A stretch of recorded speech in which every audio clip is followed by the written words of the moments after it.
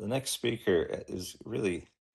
I looked at the bio and I it was amazing. I mean, there were things that were academic. He seemed to be jumping out of. It seemed like you might have jumped out of a perfectly decent helicopter or plane for some reason, Yeah. and you know, I don't know. Indiana Jones comes to mind. In any case, this is not a life that most of us leave. I mean, I know it's nothing I know enough about, um, but I think what we're going to get is someone who's also had to work as a desk officer in the Pentagon, and I do know something about that. Actually, all too much, I'm afraid.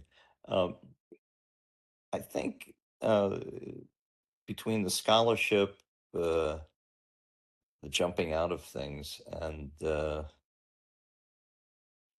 essentially having practical hands-on experience with not only the military but policy people, uh, we've got somebody pretty extraordinary here. Uh, that and the brief conversation that I had in the lead up to tonight impressed me that there was specific information and knowledge about Saudi Arabia's ability to defend itself and what it is it had to worry about that we'll get here tonight that should help us in playing the game. And I think that practical insight is not something I alone or even the other people that I've consulted have. So I think we're pretty lucky here. Why don't you go ahead and try Okay. to make Well, us smarter people? well, I'll do my best. I don't have any smarts to give, but what I do have is experience. And don't believe everything you read. So I think the first time I was in the New York Times, I think it was I won the British Marshall Scholarship, and I think they said I was a Marine Corps officer, which as an Army officer, that's always a lot of fun. And then, so this, I am required by federal law to say that my policies do not represent the view of the U.S. government. If you want to follow me on social media, I'm there. I do a lot of media. I do more media work than academic work, actually, just because I'm like the most Arabic media, because I'm like the most American looking guy in the world. Next slide, please. Okay, this is Saudi Arabia, and I'm showing the road network here. And as you see, it's interesting for a couple of reasons. If you were to just analyze this objectively, you would conclude that the capital of Saudi Arabia is in Dammam rather than Riyadh, uh, because it looks like all roads go to Dammam. And the reason why is because the areas where oil is and where it's refined is in Daman. Of course, the main threats and the main ports are also in the Persian Gulf. There's also ports in Jeddah, which was historically the capital of the Hashemite kingdom of Saudi Arabia before the El Sauds took over. The capital is Riyadh, which is sort of in the center east of the country. And this has military implications because your major threat is Iran, which you see on the northeast side. But in order to get to the East Coast ports, you basically have to transit the Strait of Hormuz, which, and this map does not show that in resolution, the main shipping channels are actually three Emirati islands occupied and militarized by Iran, which are on the west side of the shipping channel. So the main shipping channels have Iranian missiles stationed on both sides of the shipping channel. So what you're seeing here is the major communication network for both civil trade, but also for military reinforcement should it come to war. Next slide, please. Of course, Saudi Arabia spends a lot of money on its defense. These are estimates. The exact amount of this in all of these countries is basically inaccessible. But when you look at this, you'll come to the conclusion there's a small field of scholarship dedicated just to examining Saudi military inefficiency. Why are they not getting so much bang for the buck? And people such as Ken Pollock now at the Middle East Institute, um, his dissertation was on that. And 30 years ago, and his most recent book was on that. So he's made a lot of his living on that. But the bottom line is they do spend a lot of money on defense, and they get less bang for their buck than probably anybody else in the world. Next slide, please. This shows this breaks down the military expenditure further in terms of absolute numbers, in terms of percentage of GDP, and in terms of the change from 2022 to 2023. 2023 is the most recent year we got estimates for. And you see that Saudi Arabia is in the top by all those. Lebanon is a little bit higher because a lot of that fund, quite frankly, is provided by the United States, and the Army is the only truly national institution, functioning national institution in Lebanon. So it has a wider role in things like emergency management, maintenance of roads, things of that nature. But Saudi Arabia is very, very, very, very effective, or very, very. There's a lot of money there, but the effect again is limited. Part of that is by design. Part of that is not there. Next slide, please.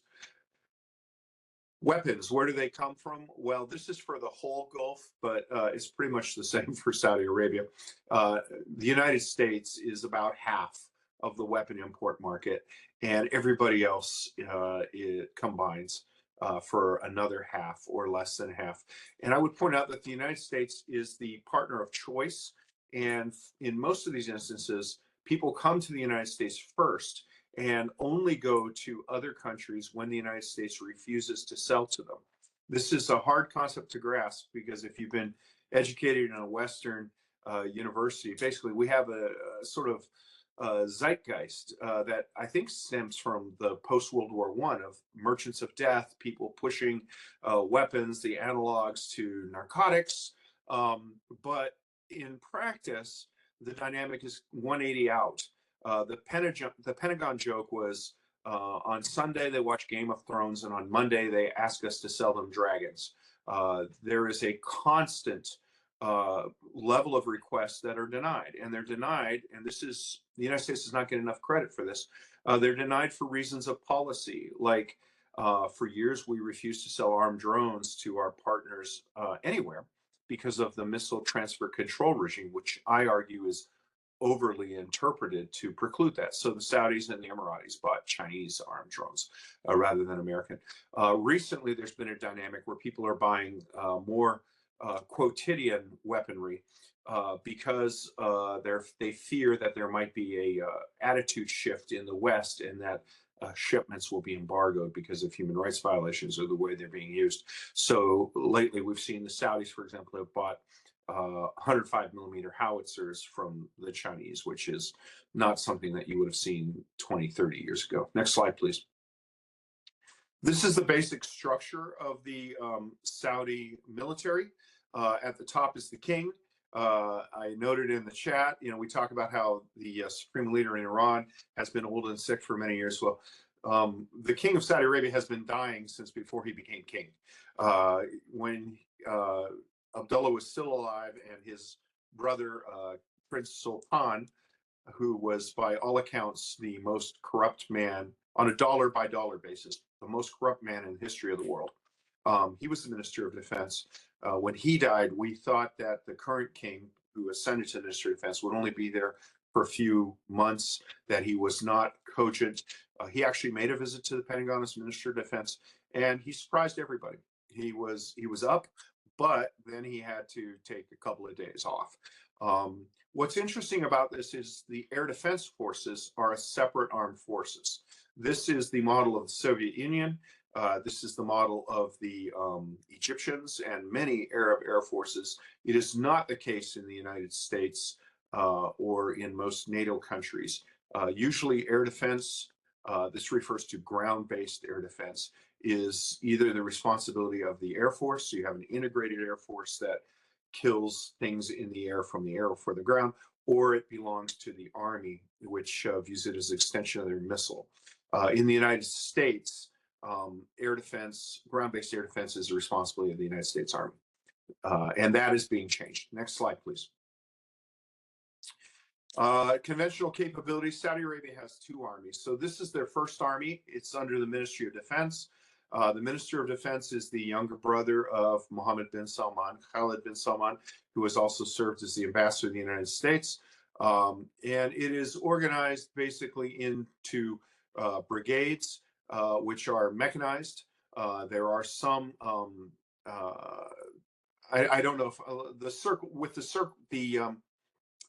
units with the orange circles in the middle are armor. The units with the orange circles with the X's through them are mechanized infantry. And then the red units, or the yellow squares with the red dots, are artillery. The blue squares with the little sort of parabola are air defense artillery. And I'm sorry, I realized that I should have, I won't use this slide again with the civilian audience. But basically, what you have are regionally based brigades that are capable of moving around rather quickly. And on paper, at least, this is a pretty mobile force. And indeed, while the overall conduct of the Saudi forces in the Yemen war, which is the only time they've been tested since Desert Storm, while it was not impressive in terms of battlefield effect, they were capable of moving forces around the kingdom relatively quickly. And the air forces were capable of conducting a sustained, although ineffective, air-to-ground campaign over a period of many years, which was impressive. Next slide, please. The second army is the Saudi Arabia National Guard. Now, I spoke about the defense expenditure and how some of this inefficiency is by design. This is perhaps the best example of this. We speak, when we talk of Arab armies, of a concept known as coup-proofing.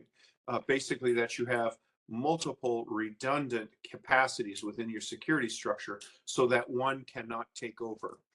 This is a post-1970 development. Prior to 1970, the way that you would do this, that you'd keep, for example, the military from taking over, would be by assigning senior officers out of the country.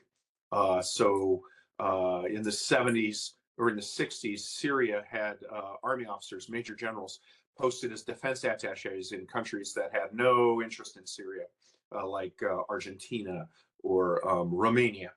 But what happened was the officers that you can't move around, Air Force officers, became the leaders of countries because you would lose trained pilots. So Hafiz al-Assad was an Air Force officer, et cetera, et cetera. The second way of preventing coups, which was tried, was to basically demote everybody. And this was pretty much only done in Morocco. There was a coup attempt in the early 1980s, and the Moroccan king basically decreed that there would be no more generals in the Moroccan armed forces. Everybody was a colonel, and that prevented people from acquiring a power base. But the way that the Saudis do it, which is also the way that Saddam Hussein, for example, ran it, was to have multiple organizations that would keep tabs on each other. This army, the National Guard, has its own ministry. Historically, it was the army of Abdullah, the late king.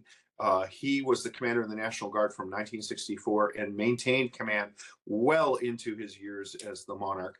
And it was historically tribal based. It used to be that about 60% of the officers were from the Al-Qahtani tribe. I just recently ran a week-long program with senior leaders from the Saudi National Guard. There were 20 participants, only one of them was an Al-Qahtani. And if you are a close watcher of Saudi Arabia, that is revolutionary. That is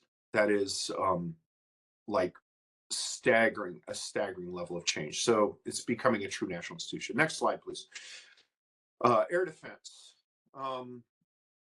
The actual structure of the Saudi Air Defense Forces is closely held by them. It's not generally discussed, but basically you have air defense regions. So the big circle around Riyadh, and what the circles represent are Patriot missile radar capacities. That's the red circles. The orange circles are Hawk missile, which is a much older, shorter range system that's still in service. It's been retired from U.S. service. This is a very old chart. But basically, the first air defense region, which is headed by, all the regions are headed by a major general. The service is commanded by a lieutenant general. The first region is Riyadh. That's that red circle. The second region is to the left. It's Jeddah, Taif, and Yambu. The third region is to the south, Hamas Moshe. The fourth region second region includes the entire coast. The third region is Tabuk in the north. And then the fourth region, the most important region, is those two overlapping batteries with all the hawk around Dahran, Dammam, Khobar, that area, which is the epicenter of oil production. So when you look at this, and again, this is old. Since then, there's been a lot more coverage, but the main focus is the capital and the oil-producing regions. And the other thing I would point out is this is a mistake that is easy to make. People draw the maximum range of the air defense radar as a circle, but air defense radar is directional. So they can only cover 120 degrees at any given time. So take a pie slice out of this, and that's what you got. Next slide, please. This is Jane's an assessment of the capability of the Saudi Armed Forces. It's actually pretty good for a developing country, but less than what you would expect from given the amount of money spent. Not surprisingly, the least financed service, the Navy, scores the least in terms of capability. Historically, the services generate their own requirements, and they go to the king and say, we want you to fund this.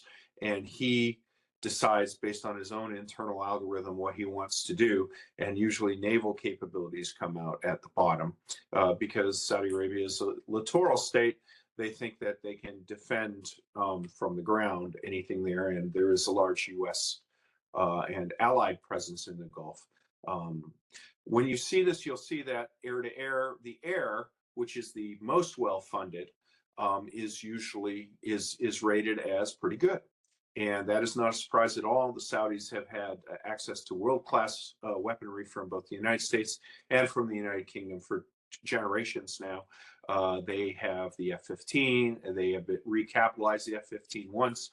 And while we haven't got the details of the weapons list that Trump says totals $142 billion, I'm skeptical on that. I am confident that a major part of that will be an additional recapitalization of the Saudi F-15 fleet, as well as their AWACS, airborne command and control. So the bottom line is it's a pretty effective force across the board, except in the direct ground combat bullets you see at the bottom, which are disappointing. I think that reflects small unit leadership as well as strategic leadership. Next slide, please. And infantry operations are really hard to do. Air defense, how does it work? This is a Raytheon chart that shows a ballistic missile defense system for the Patriot, but the same principles and the same kill chain, the same nodes apply to the Russian S-300, S-400, Israeli Iron Dome, David's Sling, the Iranian Bavar system. It all works the same way. You have three components: tracking radar, an interceptor, and command and control. And for a ballistic missile intercept, it has a parabolic trajectory. So you use some sort of radar to acquire the missile in flight. If you get two separate tracks from the radar, you can calculate, we remember this from junior high school, if you have 2 points, you can calculate the trajectory, the parabolic trajectory of the missile, and then you launch an interceptor, which modern interceptors have their own guidance because there is a delta due to weather, friction, gravity disparities. Gravity is not a force dispersed uniformly throughout the globe. So the tracking radar gets you close enough into the area where the internal guidance on the missile, the terminal guidance on the missile, acquires the target and then hits it. This is really revolutionary. You're hitting a bullet in flight with another bullet. And the Saudis are extremely competent at this. They have intercepted more missiles in combat than I think any other force in the world, except the Israelis recently. I used to say they were the most competent, but after October 7th, the Israelis have had more of these. They have intercepted more missiles in combat than the United States Army. Next slide, please. This is a US slide that shows the purpose in doing this is to show that air and missile defense is not a function of one system. It has to be layered and integrated. This is the system that defends the homeland of the United States. And you have ground-based assets, you have sea-based assets, and then you have, there's a little dotted line there that goes between strategic assets that the United States uses to defend itself, and then tactical assets that are not normally used in the United States, THAAD, SM-6, and Aegis and PAC-3. All of these have been used, everything to the right of the that little dotted line, plus the Standard Missile 3, have been used by the United States in the defense of Israel against the Iranian missile attacks. These are very effective, but it's also very expensive. So the SM-3 missile is probably about $12 million. The PAC-3, a Patriot PAC-3 missile for the Saudis costs about $4.3 million each. So it's very, very effective. There is a cost asymmetry. Next slide, please. This is the Patriot missile launcher. The Saudis, as I said, have had this for a generation. The launcher here has 4 missiles. So this is a Patriot PAC-2. It has terminal guidance, and then it explodes when it gets close enough to the target. It theoretically can hit the target, but we added a burster to it in order to increase the probability of kill. This entire system is made by RTX Corporation, formerly known as Raytheon, at Andover, Massachusetts. And the Saudis have been using this in combat ever since the Houthis started firing missiles at them in 2017. Next slide. This shows how the Patriots look deployed. This is a Saudi Patriot facility that is outside of Dhahran. And what you have is, I mentioned how you have the radar that acquires the target and directs the missile in the area. That's at the bottom of the picture. And then arranged like the fingers of a hand or the spokes of a fan are the launchers themselves, which, as you see, are in concrete reinforced berms so that if there's an explosion nearby, they won't be damaged. And those missiles are mobile. They're truck mounted. They can move very quickly. Next slide, please. This is, Greg spoke about the attack on Abqaiq refinery. This is an open source, non-government person who I think got it pretty right. Basically what it shows is cruise missiles and drones, which launched from Iran or possibly Iraq, overflew Kuwait, moved to a point in the Saudi desert, and then changed direction and flew into Abqaiq. The blue circles shows the theoretical range of Patriot defending those facilities, and the green missile shows the theoretical range of the Hawk missiles defending those facilities. The Abqaiq refinery is the red dot on the right, target 1. Again, now bear in mind, we're seeing circles here, but these are unidirectional radars, and they were oriented not towards the north, but towards the south. They can only cover 120 degrees. And I think what he got wrong is showing this little dotted line where it goes down and then approaches from the south. A missile in flight can't turn, it's very hard for anything in flight to turn more than 45 degrees. So I think that what you had was a target approaching from the north where the Saudi Patriot radars were not oriented. Next slide, please. This is an Iranian chart that shows where they see the Patriot radar, and again, they showed that they managed to attack. And the point that they're trying to make is that Patriot was ineffective. But as I said earlier, the circles are deceiving, and we know that in Abqaiq, the radars were oriented towards the south. But even if that were not the case, next slide, please. This shows the damage that was suffered. The area on the left, the long rectangle on the left, is the cracking refinery. That is the key element of the refinery, which, if it is destroyed, the refinery goes down for months. It takes about it takes about a year to get a new one of these because they're all produced in either Korea or Japan. It has to be ordered. Fortunately, Saudi Aramco put effort into resiliency. They had a spare uh, nearby in Abcake, and the refinery was only down for 2 weeks. The three rectangles on the right are storage tanks. They were hit by drones, an earlier version of the Shahed drones that we see the Russians firing right now at the Ukrainians, and there was minimal damage to those tanks. Next slide, please. This is in the back are the cruise missiles. This is a reverse engineered version of the Soviet Kh-55 cruise missile, which the Ukrainians have also developed a variant of it and turned it into Neptune. And then in front, you see debris of the drones. It's that Delta Wing Shahed-like design, which is proven to be a very successful model, given that the Iranians have upgraded it, improved it, upgraded the engines. They now have a jet engine version of it flying it. Next slide, please. Okay, so one issue why Patriot didn't accept Abcake, and believe it or not, there are people who actually monitor.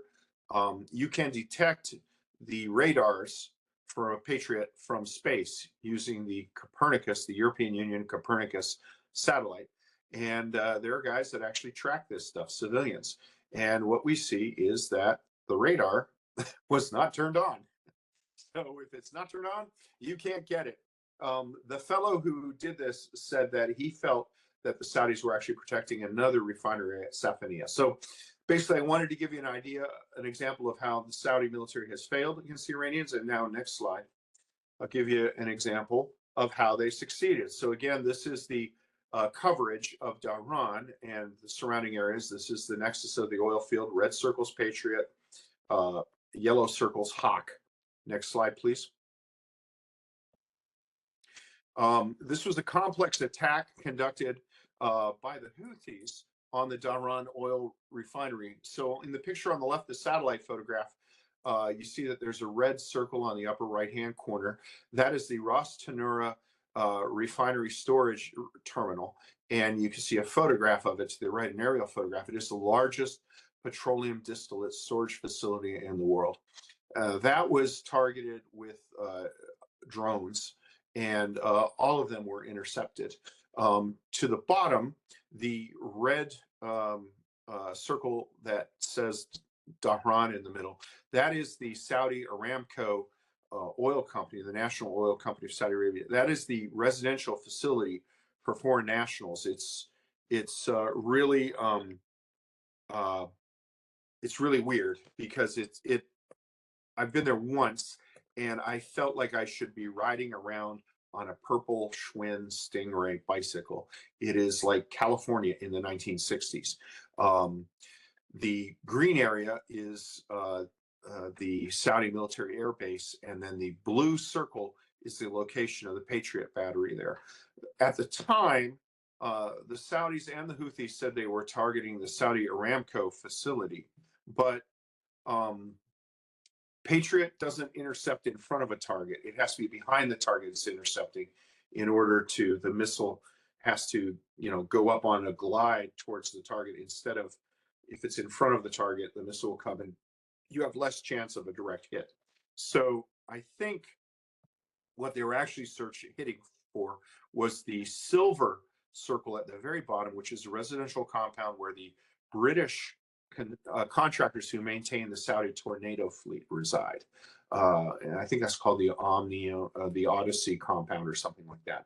But the bottom line is the ballistic missiles targeted at civilians, whether Aramco or Tornado jet maintainers, were defeated by Patriot. So, as well as the attack on the world's largest oil refinery, petroleum refinery storage facility. So I gave you a failure and I gave you a success. Saudi Arabia, next slide, please. Saudi Arabia is, of course, seeking to augment their existing Patriot network with THAAD. THAAD is the premier U.S. Army intercept system. It operates at a higher altitude than Patriot.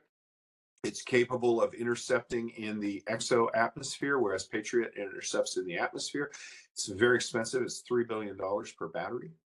The Saudis are going to have, if they complete the buy, more THAAD than the United States Army. And this is where they're going to do it. So they should have one battery right now in location at El Kharj. And El Kharj is the location of Prince Sultan Air Base, which is also where the U.S. Air defense assets are located. There were no American combat troops in Saudi Arabia from 2003 until 2019 after the Abqaiq attack. There are now. They are primarily air units, both naval, marine, and U.S. Air Force, designed to serve as a deterrent purpose. They're all based at Prince Sultan Air Base there, where the THAAD is, which protects them. Next slide, please. So why do the Saudis get so little bang for the buck? Next slide, or build. Well, part of it is, does anybody recognize what movie this is from? 7 Days in May. 5 Days in May, damn it. Yes, well done, well done. So Burt Lancaster, Kirk Douglas, and basically it's a one of these 1960 sort of anti. It's part of the reaction to the Red Scare, positing a right-wing military coup in the United States. So it's because of coup proofing. I've already addressed that. Build. And Ken Pollock, as I mentioned earlier, his book Armies of Sand, he goes into this. He makes other points that are cultural factors. There's an extreme reluctance to delegate, an extreme reluctance to empower subordinates. Part of that is the military culture. Part of that is the Saudi culture. It's very hard to talk about this without sounding really, really patronizing. So I'm not going to talk about it anymore. Next slide. And then there's just a GCC-wide problem, which is that equipment drives strategy. Quite frankly, I call it the Wile E. Coyote problem. They think they have a problem. They look at the Acme catalog and they say, sell me this, this will solve the problem. I have had dozens of Gulf Cooperation Council officers, Saudis and others, come to me saying, what can we buy to solve drones? Build. And the answer is, you know, you go to the catalog, you look at it, you buy your stuff, but then build. If you don't have personnel, doctrine, employee, build. You know, you buy all kinds of stuff. What you wind up with is a result that just doesn't quite work out. And, you know, equipment is just one component. You have to have leadership, you have to have innovative thinking, you have to have good doctrine, you have to have fielding. And the focus has been on equipment because it's easiest to measure. Next slide, please. Corollary problem is what I call the Barbie problem. So I don't know if any of you are parents, but I saw this with my sister, which is, you know, she asked for a Barbie for Christmas. So build, you get her the Barbie, but all she gets is Barbie with one dress. And that's not what she wants. Build. What she wants is Barbie's Malibu dream house with the pink Corvette and Ken and dresses and uniforms. And it's the same thing here. People will buy an air defense system and then they realize that it only defends up to a certain altitude. So, for example, THAAD defends to a very high altitude, but it also has a floor that it cannot defend below.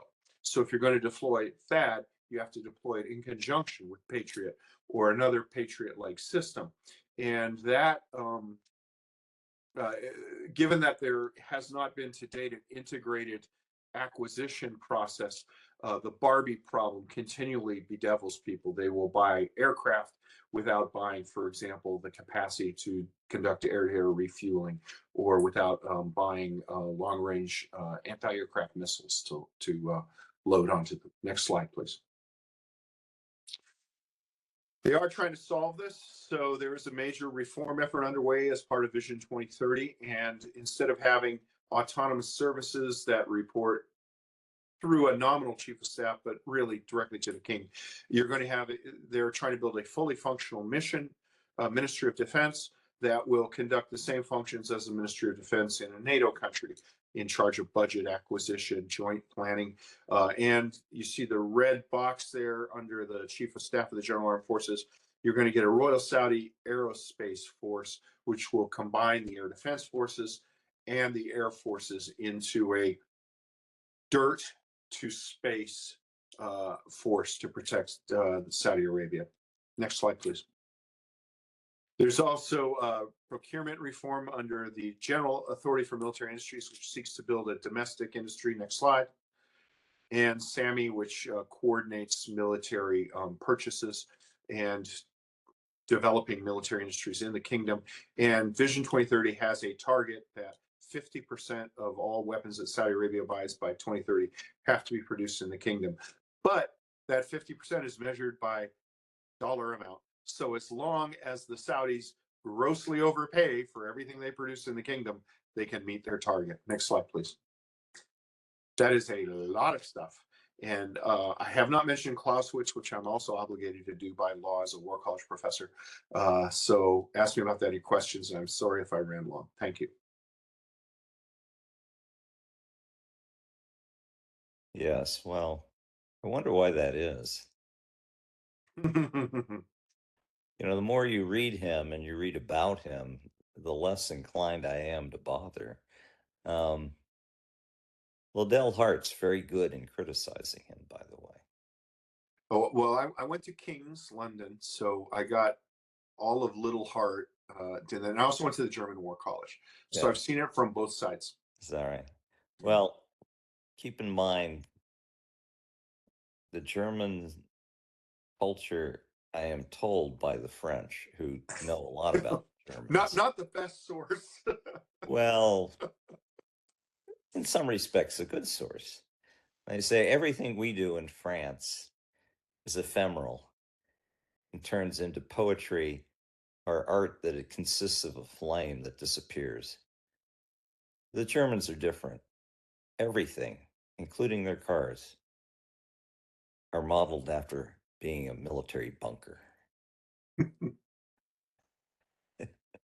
So I'm with the British and probably the French. All right. All right. Enough of this inanity. There are cruel people. Their operas last for 3 hours, and they have no word for fluffy. Well, exactly. Okay. All right. We do have a few questions. Good. Let's just to go get started. through them. So, Ms. Sampson, if you would like to go first. Yeah, thank you for that overview. I had a question about something that was on the slide with all the military expenditures. Mhm. This is not actually Saudi Arabia related, but I was really curious. It showed the percentage increase from 2022 to 2023. And Turkey had a 40% increase. Yeah. What is going on there? Well, I think the big. I've been Googling. I'm like, was there a war I missed? I mean, they've been, doing their There's stuff, constant but war. So I think that was the year of the purchase of the S-400. So a couple things okay. happened. Turkey decided that, and again, I don't speak for the U.S. government. So Turkey decided to buy the S-400 because Erdogan was convinced that the United States was complicit in the coup that attempted to overthrow him, and felt that if his palace was defended by an American air defense system, we'd find a way to turn it off when there was another coup. He had to withdraw because they were going to have the S-400. They could not have co-production of the Joint Strike Fighter. They were expelled from the Joint Strike Fighter program. They decided to ramp up their own domestic fighter program. So two things: the S-400 bill came due, and then they had to set up from scratch a program to build their own domestic air superiority fighter. That's the delta. Thank you. Yeah. We have a question from Mr. Crawford in the chat. He asks, if the unidirectional nature of the radars is such a limitation, what's preventing Saudi Arabia from buying more? Industry capacity or cost? Yeah, good question. So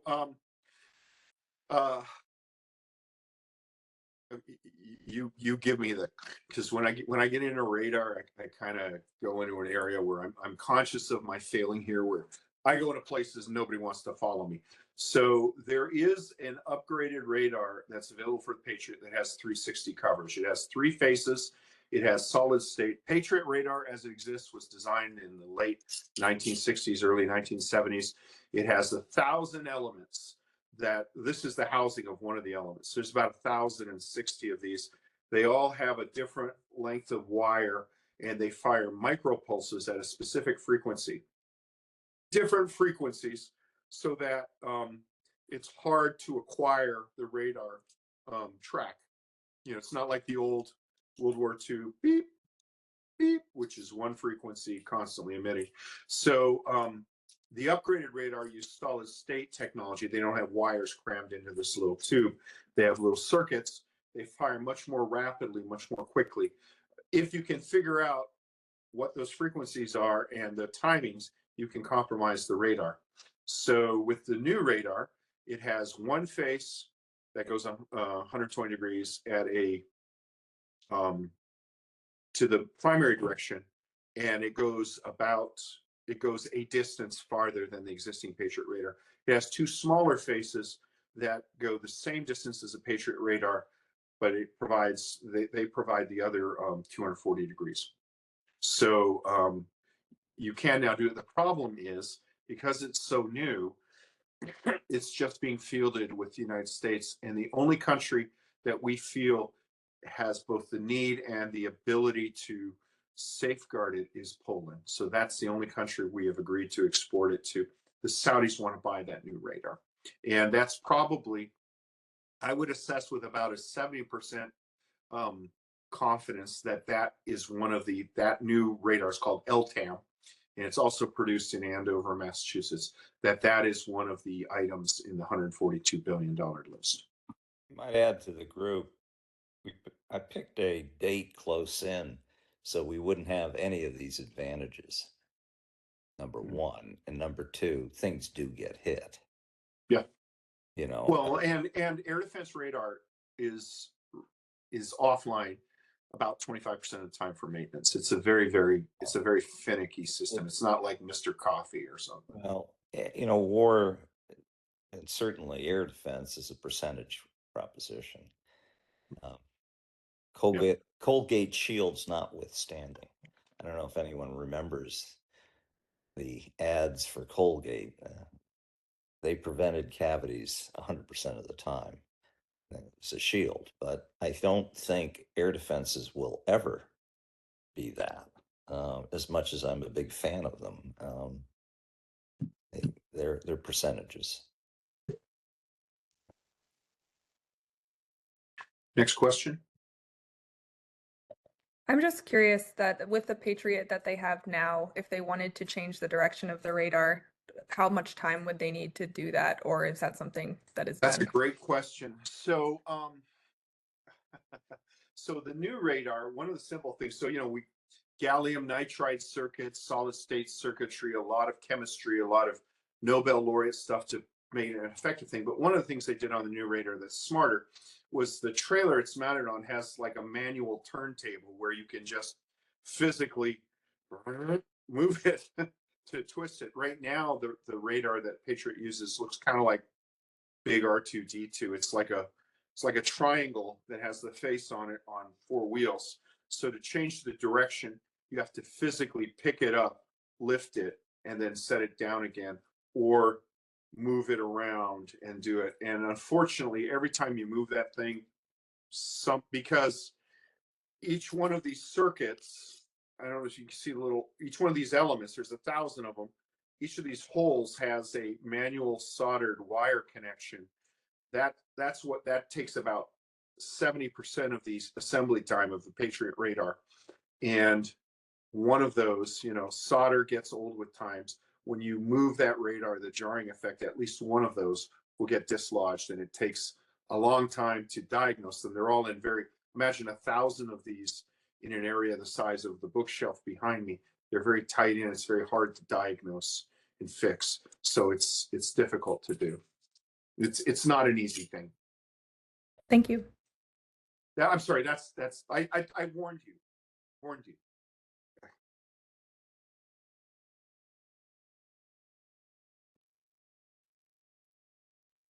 Beaten into submission. Yes, well, It was a I very think rich brief. Oh, Mr. Kravinsky has a question. There we go. Well, thanks. So I had a question about uh, cooperation with other states. Mhm. Is there any like interoperability with the Saudi air defense network and other Gulf states? Given the fact that intruders would probably have to cross multiple Yeah, airspaces, or is it more of a is it more segmented by that is a nationality? great question. And actually, I should have addressed that. So theoretically, there is a lot of interoperability because the Saudis, the Qataris, the Emiratis, the Bahrainis, the Kuwaitis all operate American systems. They all operate American systems. Patriot. The Emiratis are the only force, well, prior to October 7th, I'm sorry, to the Iranian attacks in April and in October on Israel, the Emiratis were the only force in the world to have conducted a combat intercept with that. But then the U.S. Army had intercepts in defense of Israel. So theoretically, it is the engineering case for this is one of the big goals of the United States in the Gulf is to have an integrated air and missile defense system. Because if your radar is only operating from the area you're defending and a missile is launched at you, then the cross section you get of the missile looks like this. But if you have a missile, if you have a tracking radar offset, then you get a much richer track. It looks like this. And so what we've been trying to do for years is to initially in 2010, we were trying to get a broader target acquisition radar in Bahrain, which would protect assets in Saudi Arabia. Unfortunately, there were issues there about environmentalism, to be honest. It was sort of junk science concerned that the emissions would make people sterile or something. Since then, there's been some progress towards an integrated air and missile defense system, but the Gulf states are unwilling to link up and have automatic sharing of their common threat picture because to do that, they would have to divulge to each other what areas are defended. And I personally think they're not so much worried about a missile attack by Saudi Arabia on Dubai as they're worried that if things go wrong, somebody from Qatar might tell somebody in one of the poor Emirates, Al Quwain, hey, you know that there's nothing defending you. It's all defending Dubai and Abu Dhabi. So the engineering is more advanced. But theoretically, if there is the political will, there are American systems. There are different versions of software because they buy them at different times. So there would be some cost and a little bit of a lag. But theoretically, we could have an integrated air and missile defense system, which could, if the will existed, also include Jordan and Israel. But right now, the will doesn't exist.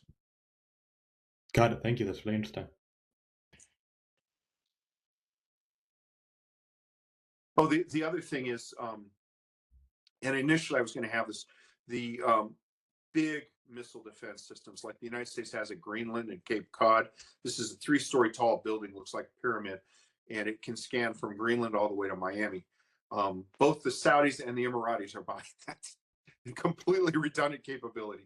I'm sorry, the Saudis and the Qataris, completely redundant capability. So, there may be benefits to that. Who knows? It's a low trust neighborhood. Yeah, and a lot of the weapons purchases are made for reasons of national prestige. I mean, all of these countries maintain late generation U.S. fighter aircraft, F-16s for Oman, for Bahrain, for the UAE, F-18s for Kuwait, F-15s for Qatar and Saudi Arabia. They don't all need to have air-to-air capability, air superiority capability. For example, Bahrain, it would make sense to have air-to-ground, even propeller-driven air-to-ground. But everybody wants to have that at the Armed Forces Day Parade. So.